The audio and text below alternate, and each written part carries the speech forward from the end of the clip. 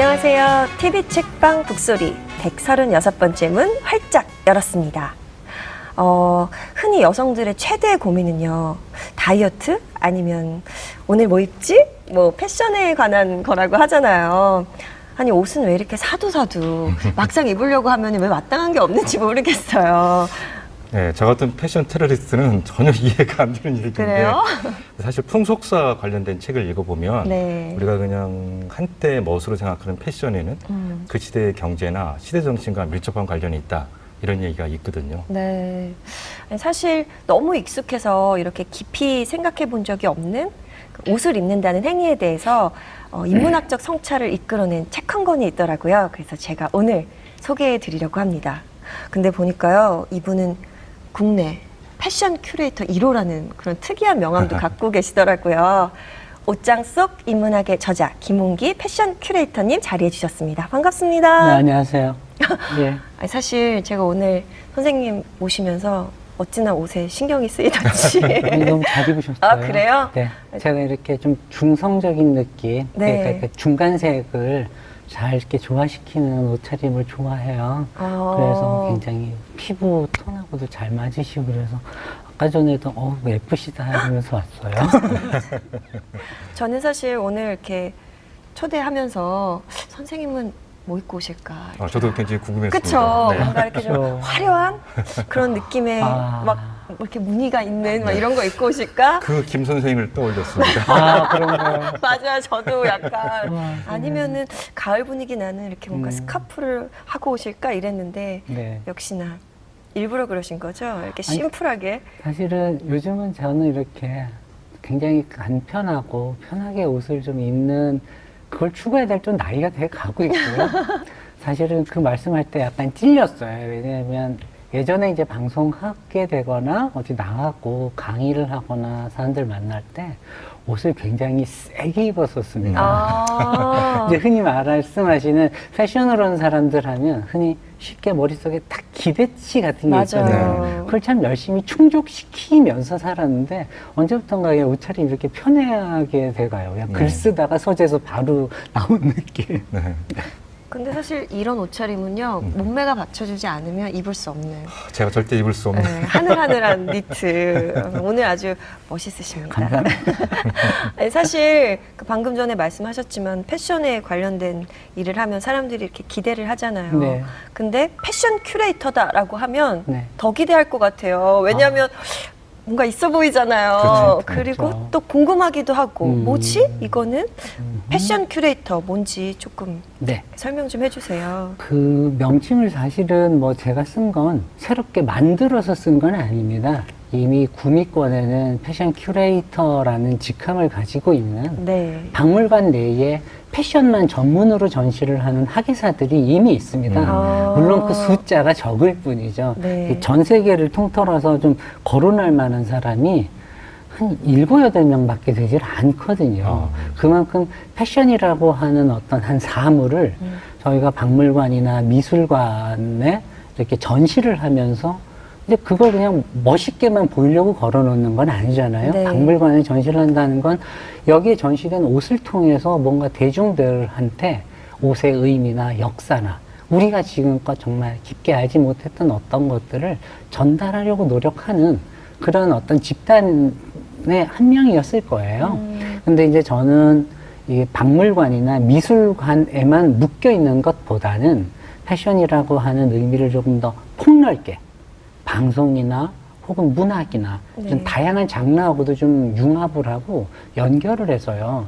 사람들한테 다양한 포맷으로 좀 알리고 싶었습니다. 그걸 기획하는 일들도 많이 하고 있어요. 대학교 전공이라는 게 뭐 꼭 중요한 건 아닌데. 네네. 사실 우리가 뭐 농담으로 영문과를 왜 가냐했더니 영문 모르고 갔다 하고. 그런 멋있는. 그런 아재 개그를. 그렇죠.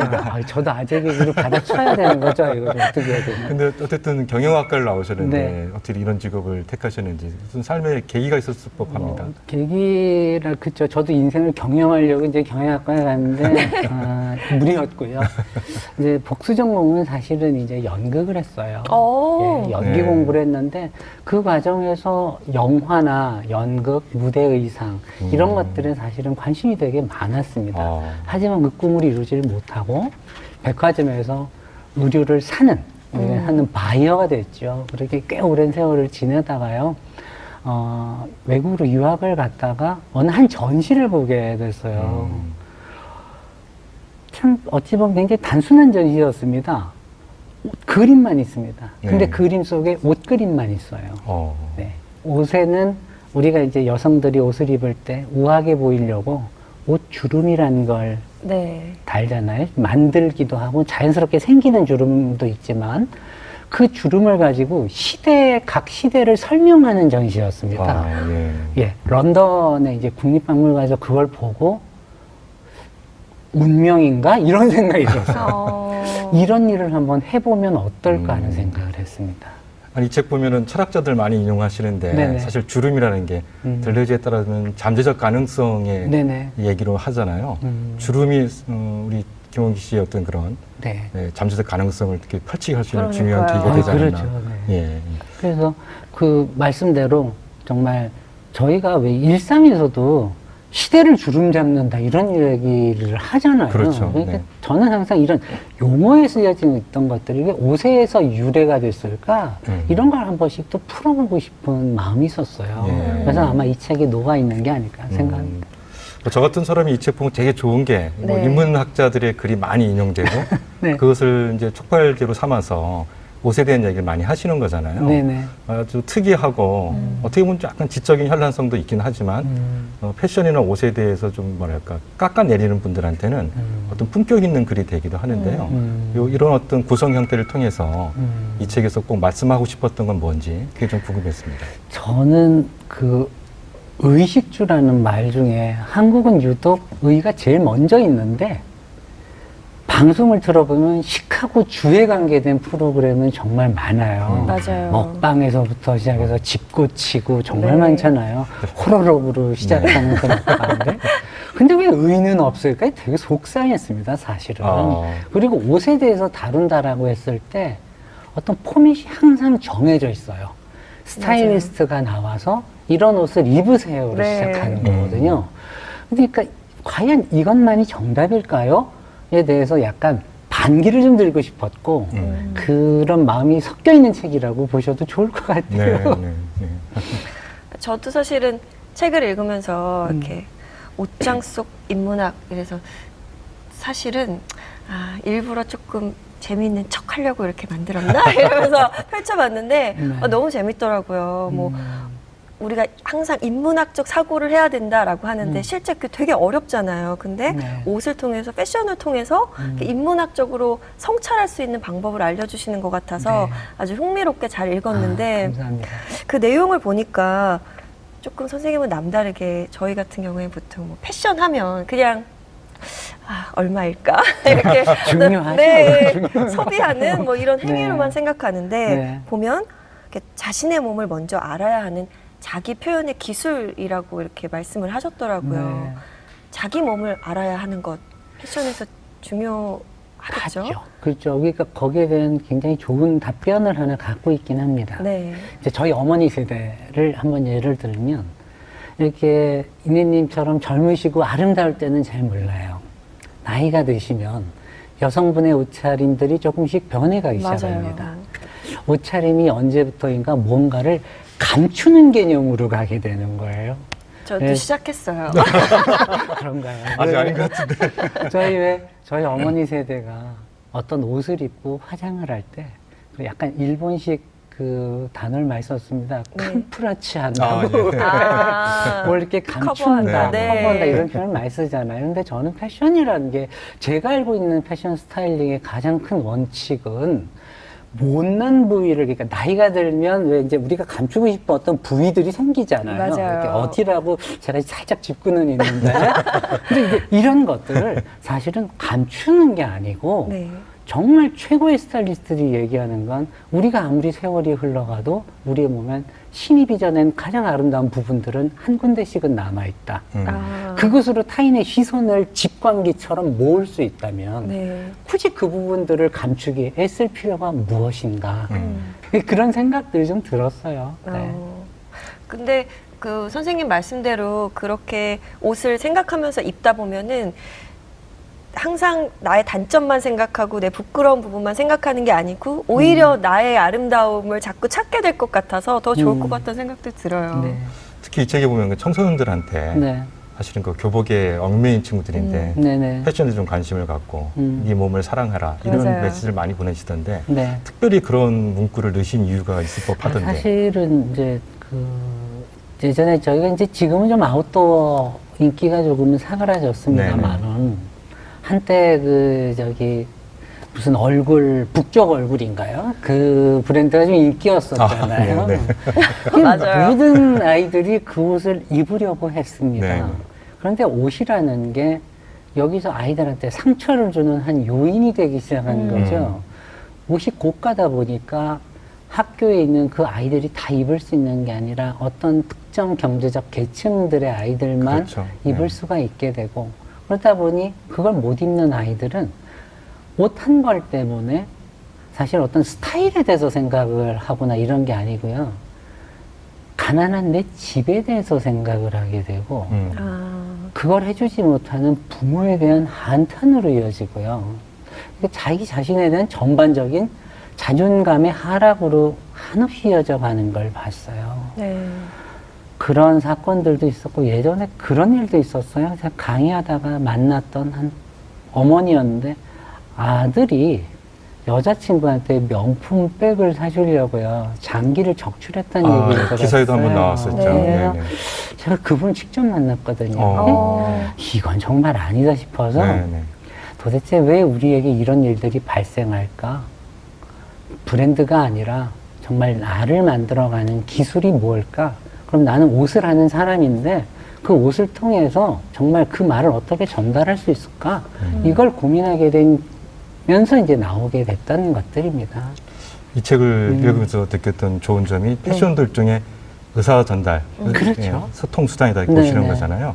그래서 굉장히 인상 깊었던 게 키케로의 수사를 통해서 스타일링과 어떤 연관성을 말씀하시는데 우리 시로 표현할 중에 역시 적절성과 중용이 굉장히 중요한 네네네. 건데 좀 우리 시청자들을 위해서 키케로의 수사과 네. 스타일링이 어떤 관련인지 한번 다시 한번 말씀해 주시죠. 그 사실은 참 제가 애를 써서 더 길게 쓰고 싶은 원고였어요. 네. 근데 이제 호흡 때문에 정말 많이 줄여야 했던 네. 억울한 원고이기도 지금 했습니다. 다 풀어내시죠. 네. 근데 저는 사실은 키케로의 수사론과 사실 웅변가론을 읽게 됐습니다. 1년 동안 그걸 정말 붙들고 늘어져 갔거든요.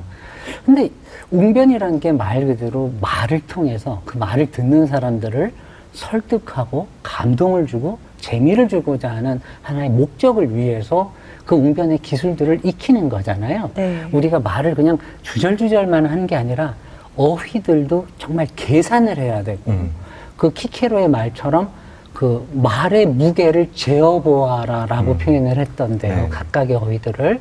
그러면 이 기준을 우리의 패션 스타일링에 그대로 옮긴다면 어떻게 될까라는 생각을 했어요. 그분이 말하는 그 중용이라고 하는 것은 여전히 패션에서도 중요한 하나의 그 문제라고 봤거든요. 왜 머리부터 발끝까지 브랜드로 정말 막 좀 이렇게 바르시고 갔는데도 의외로 촌스러운 사람들은 되게 많아요. 제가 그렇게 입으면 굉장히 촌스러운 사람입니다. 아니, 꼭 그 얘기를 하려고 했던 것은 아니고, 정말 제가 말하고자 하는 것은, 우리가 왜 맨날 방송 들으면, 말끝마다 무슨 무심한 듯 시크하게 이런 류의 말들을 정말 그렇죠. 많이 하잖아요. 네. 그게 가장 큰 핵심이 중용이거든요. 네. 티나지 않으면서 나를 티내게 하는 방법일 텐데, 여기에 대해서 그 책을 읽으면서 정말 많이 생각하게 됐습니다. 청중을 관찰하고 그 사람들 청중에 대해서 철저하게 계산하는 법. 그러니까 그 옷을 입었을 때 우리가 아침마다 옷장을 열면 입을 옷이 참 없네라는 말은 모든 사람들의 그 맞아요. 질문이거든요. 저도 그렇고 의상 디자이너를 하는 제 아내조차도 마찬가지입니다. 넌 똑같은 질문인데 저는 한편 그런 생각을 해봤죠. 우리가 옷장을 열었을 때 입을 옷이 없다라는 말은 우리가 내가 살아낼 이 하루를, 이 삶의 무대를 어떻게 스타일링을 할지에 대한 치밀한 계산이 없어서는 아닐까. 그렇다고 했을 때 이 키케로의 저 말의 무게를 재면서 계산한다라고 하는 그의 말이 우리의 옷 입기에 매일매일 골라 입고 힘들어하는 무엇을 입어야 할지 모르는 그 사람들한테 좀 적절한 어떤 전략? 정말 이런 인문학자의 그림에도 불구하고 저는 오히려 그걸 발견할 수 있었거든요. 네. 그걸 전달하고 싶었어요. 그러니까 패션이 일종의 비언어적인 메시지를 전달한다는 거 그런 네. 측면에서 어떤 중용이 있어야 네. 더 매력이 있을 수도 있다 보는 거잖아요. 네. 최근에 왜 정치인들의 의상이 네네. 중요한 정치적 메시지를 전한다 이렇게 네. 얘기하잖아요. 네. 대표적인 사례를 좀 설명해 주시면. 저는 뭐 미셸 오바마가 뭐 워낙 모든 사람들이 얘기할 것이고 뭐 그다음에 케이트 미들턴이라고 그 영국 황새손의 네. 아내였던 그분 있죠. 그분들 옷을 입으면 정말 패션을 외교에 이용하는 기술들이 보통 뛰어난 사람들이 아니구나. 네. 한편으로 그걸 보면서 많은 패션에 대한 칼럼니스트들이 글들은 씁니다. 이분들의 뭐 패션의 정치가 어떻고 하는데 네. 항상 부러운 거죠. 왜 우리는 저기까지 가지 못하는 걸까? 근데 계산을 해보면 가령 영국 왕세손 그 비가 네. 캐나다에 갈 때요. 초대를 받아서 갔을 때 자신을 초대한 나라의 어떤 문화적 자긍심을 반드시 옷의 한 요소로 살짝 집어넣어줘. 아, 네. 캐나다를 상징하는 단풍을 뭐 브로치라든가 맞아요. 혹은 어떤 머리의 한 장식이라든가 네. 이런 걸해서 자신을 초대해준 나라에 대한 어떤 감사함, 존경을 표현하는 것. 네. 혹은 또 미셸 오바마 같은 경우는 그런 거죠. 철저하게 자국의 디자이너들. 네. 미국의 패션에 대한 어떤 자부심과 더불어서 이런 것들을 또 대외적으로 공표하는 이런 것들을 굉장히 티나지 않게 네. 아주 치밀하게 한다라는 거거든요. 아이, 그게 너무 놀라워요. 우리 정치는 왜 안 되죠? 근데 그게? 그게 뭐 어떤 뭐 명시적인 어떤 비난 이런 것보다 저는 이제 제 책에서도 그 얘기를 썼습니다만은 궁극의 드레서가 되는 것은 결국은 내가 만나야 할 사람들에 대한 철저한 계산. 그것이 결국 우리의 모든 색과 선과 이 실루엣들을 결정하는 걸 거다라는 생각을 해보거든요. 이 계산이 좀 부족하신 게 아닌가. 흔히 저희는 옷 잘 입는다 이러면 네. 그냥 뭔가 트렌드를 네. 잘 따라가고 네네네. 유행을 뭔가 앞장서는 이런 사람들을 옷 잘 입는다고 얘기하잖아요. 네. 근데 선생님이 생각하시는 옷 잘 입는다는 의미가 무엇인지 좀 궁금해요. 너무 좋은 질문을 하셨어요. 안 그래도 하신 분이 또 배우시기 때문에 네. 더 할 말이 많아요. 제가 오드리 헵번을 정말 좋아하는데요. 네. 오드리 헵번이 자서전에 그런 얘기를 했어요. 난 내가 연기력이 뛰어난 배우였다라는 생각은 해본 적이 없다. 다만 내가 맡은 역을 표현할 수 있는, 그렇게 할 수 있도록 도와줄 수 있는 옷을 고를 수 있는 눈을 신은 내게 주셨다라고 하거든요. 소름 돋았어요. 그래서 너무 멋지네요. 정말 그 연기자에게 그 캐릭터를 분석하고 네. 그것들을 정말 명심하게 드러낼 수 있게끔, 시각적으로 드러낼 수 있게끔 해주는 옷을 고르는 일이 얼마나 중요하겠습니까? 맞아요. 그 말 듣는 순간 저도 사실은 진짜 소름이 돋았거든요. 그게 가장 중요하다고 생각해요. 저는 이제 홈쇼핑 이런 데 프로그램들을 종종 봅니다. 네. 지금 25장 남았습니다. 네, 이제 곧 매진이죠. 뭐 이러면서 이제 선생님 연기 너무 이제 잘하시는데요. 이런 거를 볼 때마다 중요한 건 사실은 그분들의 의견이 나쁘다는 것보다 트렌드라는 의미의 자체에 대해서 우리가 너무 오해를 하고 있는 것 같다는 생각을 했어요. 네. 트렌드는 제 책에서도 밝혔듯이 저 아직 미지의 바다를 가는, 그러면서 바다를 가는 사람들이 간 길의 궤적 같은 거거든요. 내가 입으면 곧 트렌드거든요. 그런 용기를 가진 사람들이 좀 많이 들었으면 좋겠는데, 그러기에는 정말 그런 용기를 부리기에는 사실 진짜 대중문화에 어떻게 우리가 침윤돼 있다고 할까요? 우리의 에너지를 그렇게 당당히 드러내기에는 주입하는 것이 너무 많죠. 맞아요. 그것들을 좀 싸워낼 수 있는 사람들이 더 많이 늘었으면 좋겠어요. 그런 측면에서 보면 네. 유행이라는 게 네. 사실 우리가 패션이나 옷에 관심이 있는 게 구별짓기잖아요. 네네. 나는 남하고 다르다. 네. 그냥 돋보이고 싶다. 그렇죠. 그러면서도 어쨌든 간에 집단적으로 또 어떤 유행을 따라가잖아요. 네네네. 그런 어떤 어떻게 보면 균형 감각이 필요한데 자꾸 우리가 한쪽으로 기울어진 면이 있는데 특히 우리 사회가 왜 그렇게 유행에 민감하고 자기의 개성을 잃으면서까지 유행에 함몰당할까요? 그런 생각을 해봤습니다. 그거를 많은 학자들이 풀어봤어요. 저는 사실은 패션에 관한 얘기들을 하고 강의하고 글 쓰고 뭐 다양한 일을 하지만 정작 정말 좋은 아이디어들은 정작 패션계 내부에 있는 분들의 어떤 이론보다 다른 영역에서 이걸 바라본 분들에게 도움을 되게 많이 받거든요. 아, 예. 지리학을 하신 분들이 그런 얘기를 했습니다. 한국 사회는 너무나도 촘촘하고 조밀조밀하게 살아간다. 잠깐만 나가도 타인들을 쉽게 관찰할 수 있고 볼 수 있는 사회다. 이런 사회에서 어떤 하나의 생각들은 그 어느 때보다 더 빠른 전염이 이루어진다라는 거죠. 저는 그 말이 참 와닿았습니다.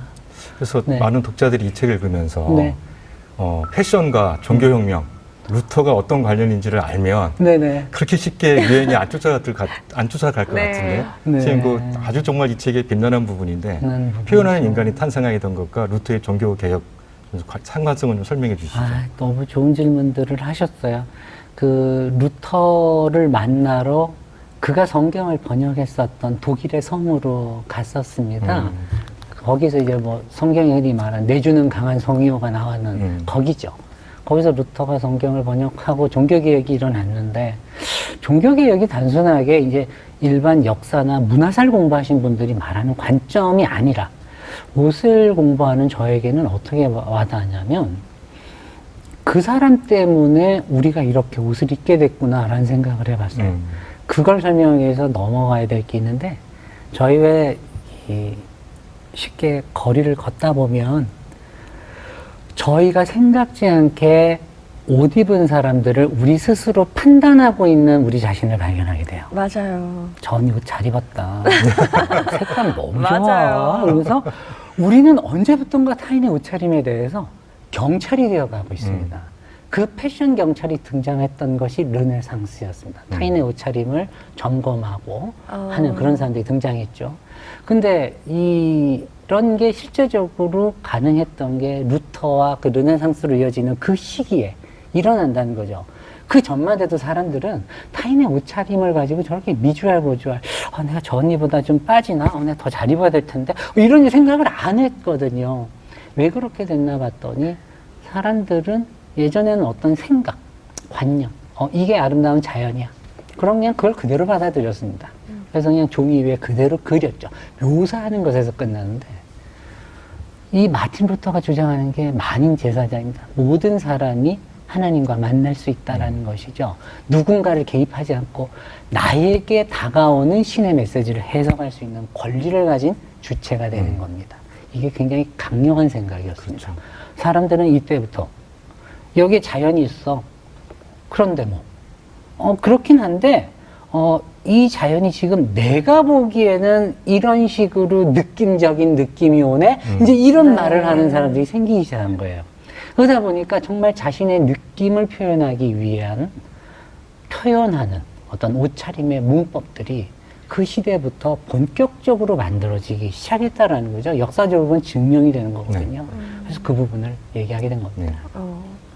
저는 선생님 책 읽으면서 좀 재밌었던 부분들이 선생님은 이제 고차원적인 인문학적인 부분을 관심 있게 보셨는데 저는 저희 어머니랑 자주 다녀서 그런지 그 시니어 패션에 관련된 얘기가 굉장히 재밌더라고요. 뭐 아까 전에 잠깐 앞부분에 뭐 어르신분들은 이렇게 감추기 바쁘다고 말씀도 하셨지만 그렇죠.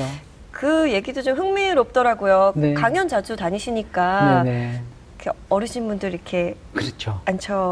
앉혀놓고 이렇게 네네. 많이 말씀하실 것 같아요. 그럼 네. 그분들의 반응은 어떨지 궁금해요. 제가 그 요즘 최근에 와서 그러니까 네. 지난 한 1년여 동안 정말 65세 이상의 시니어 분들이 몰려있는 곳에 정말 강의를 하러 많이 다녔습니다. 네. 그분들 실제로 만나고 격려를 많이 하러 다녔었어요.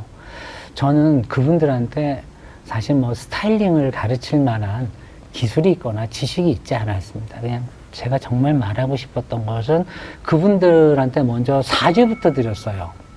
왜요? 왜 나이가 드신 분들이 백화점에 갔을 때 항상 하시는 말씀이 그거더라고요. 그 말부터 시작했어요. 왜 우리 같은 나이대 있는 사람들은 입을 옷들이 없어? 골라 입을 옷이 없어요. 그래 놓고 우리 보고 촌스럽다고만 하면은 어떻게 그럽니까? 이렇게 얘기를 맨날 하시는데, 이렇게 하기까지는 우리 패션계가 저 나이 계층이 있는 분들을 위한 정말 어떻게 보면 고려하고 그분들을 고려한 어떤 디자인들을 했어야 되는데, 우리의 패션은 항상 너무 젊음을 추종하고 네. 아름답고 여전히 영한 사람들 있잖아요. 그런 시장에만 머물러 있었다는 생각이 들었어요. 그래서 저는 어느 한 사회에서 옷으로 소외되는 계층이 있다면 이것은 문제가 아닐까. 여기에 대해서 강의를 하면서 이제 이런 나이대에 계신 분들이 좀 입을 수 있는 네. 그런 디자인의 옷들. 그리고 이것이 단순하게 표면의 디자인만을 말하는 게 아닙니다. 나이가 들어간다라고 하는 건, 우리는 아무리 노력을 해도 나이가 들어간다는 건 노화라는 것과 만나게 되어 있어요. 피부는 처지고 허리는 굽게 되어 있고요. 땀을 흡수하고 발산하는 것들이 젊었을 때와 다르게 됩니다. 네. 이런 어떤 신체적인 약점과 조건들을 직물을 이용해서 어느 정도 막고 커버할 수 있거든요. 이런 것들이 배려되고 고려된 그런 디자인을 통해서 이 어르신들을 좀 더 우리가 사회적으로 안아줄 수 있으면 얼마나 좋을까, 이런 생각을 했던 거죠. 네. 이번 책 보면서 아마 우리 김용희 선생도 되게 좋아할 텐데, 푹스의 네. 풍속의 역사가 생각나는 대목이 네네. 스니커즈하고 셔츠 출연이거든요. 네. 스니커즈라는 게 원래 왕이 테니스 네네. 칠 때 필요한 네. 신발이었는데, 그게 젊음의 상징으로 확산되고, 또 여성들이 네. 어떤 건 유리벽, 유리천장 깨는 네. 중요한 상징으로 또 작용하고, 셔츠라는 건 원래 군인들이 이렇게 네. 철갑을 입을 때 그 밑에 네. 바탕 옷이었는데, 그걸 입음으로써 이제 젊은이들이 기성체제에 반항하는 모습으로 나온다, 이렇게 되잖아요. 네. 패션과 어떤 그런 저항, 문화혁명, 이런 것과의 관련성에서 한번 또 말씀해 주시죠. 굉장히 깊이 있는 얘기예요. 그러니까 저는 사실은 스니커즈라는 항목을 쓰면서 꽤 고민을 많이 했습니다. 저 자신도 이제 오늘은 스니커즈는 안 신었는데, 요즘은 많은 남자분들도 이렇게 재킷을, 깔끔한 클래식한 재킷을 입고 슬랙스를 입은 다음에 바로 스니커즈를 입어도 깔끔한 옷차림이 되고 그게 받아들여지기 시작하거든요. 그리고 가장 편하고요. 여기까지 어떻게 보면 스니커즈는 옷을 통해서 여전히 내가 상층임을 주장하고 싶었던 한 계층, 그리고 밑에 있는 사람들의 가교 역할을 해주고 있는 건 아닌가, 이런 생각을 했었습니다.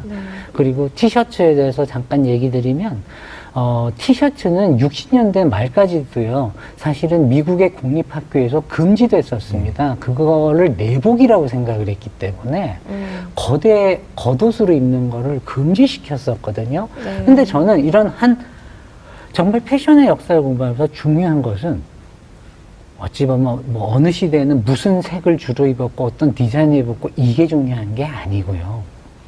왜 어떤 시대마다 웨어러블하다, 우리가 어떤 것을 입을 수 있다라고 말하는 그 범주에 있는 것들, 그것이 시대가 변하면서 확장되고, 그 입을 수 있는 것을 규정하기 위해서 때로는 싸움도 걸어야 되고, 네. 이렇게 싸움을 해서 그 사람들이 설득을 하고, 이제 보수적인 사람들이 설득이 돼서 하나의 옷의 디자인 안에 편입이 될 때 사회는 좀 더 자유롭고 민주화되어 왔고 앞으로 진보하는 방향으로 갈 수 있었던 거 아닌가, 그런 생각도 해봤습니다. 네.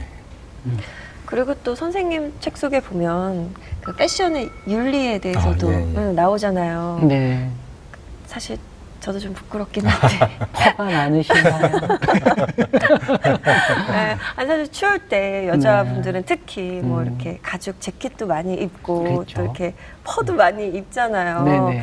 근데 뭐 한편으로는 또 개인의 취향이라고 볼 수도 있지만 저도 그 책을 읽으면서 이 부분은 진짜 많은 분들이 조금 읽어봐야 될 게 아닌가라는 생각도 하긴 했지만 네네. 그 패션의 윤리에 대해서 많은 분들이 좀 알아야 되는, 우리가 네. 한 번쯤은 생각해봐야 하는 그 이유를 조금 얘기해 주세요. 맞습니다. 그러니까 패션의 윤리라는 것이 사실 이제 말씀하신 것처럼 꼭 모피를 입지 말자.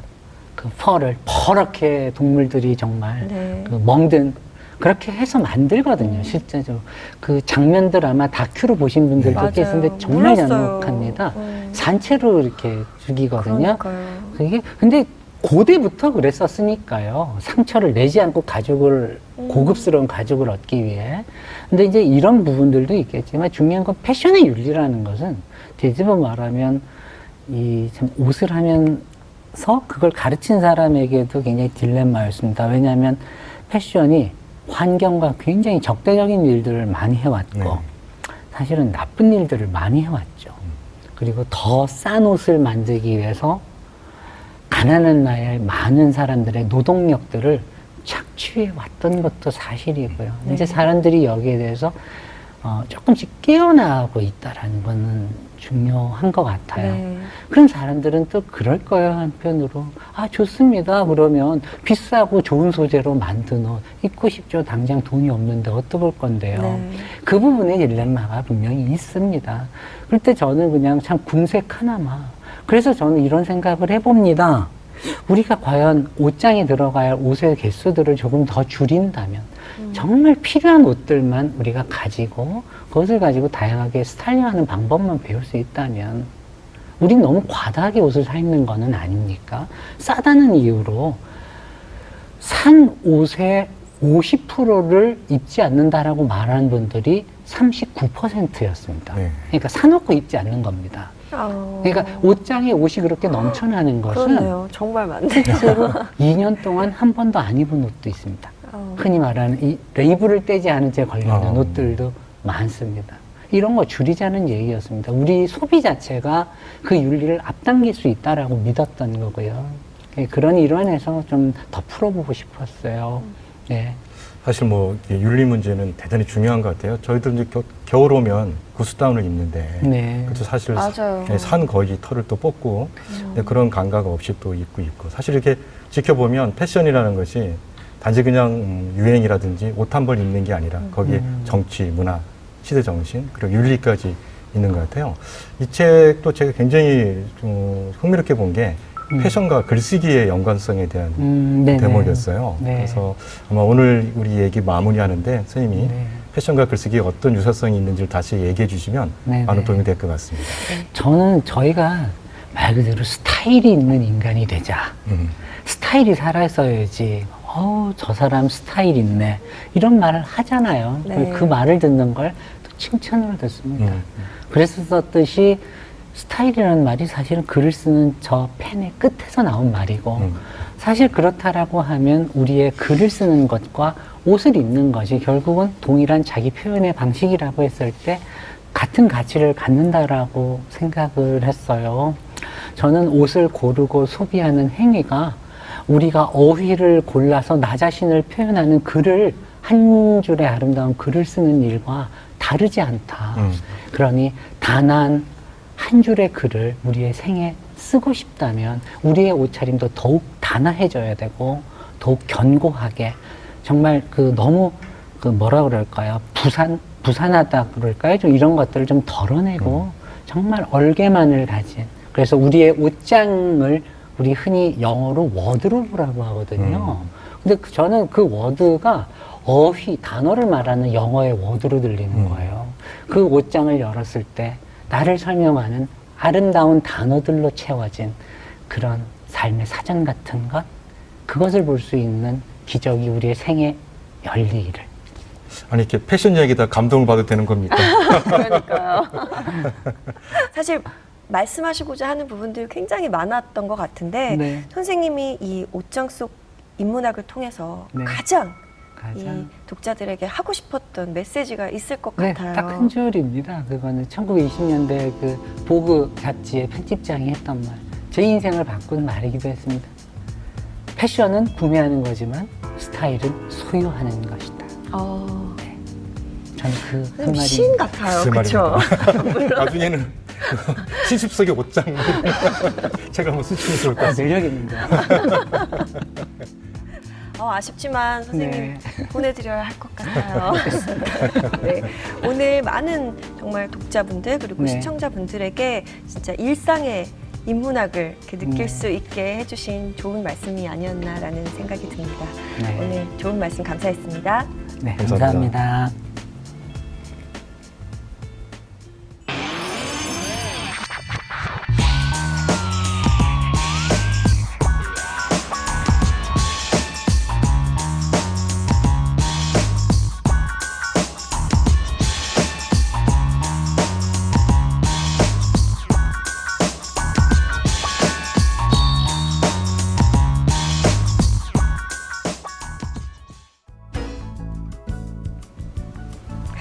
혹시 알고 계신가요?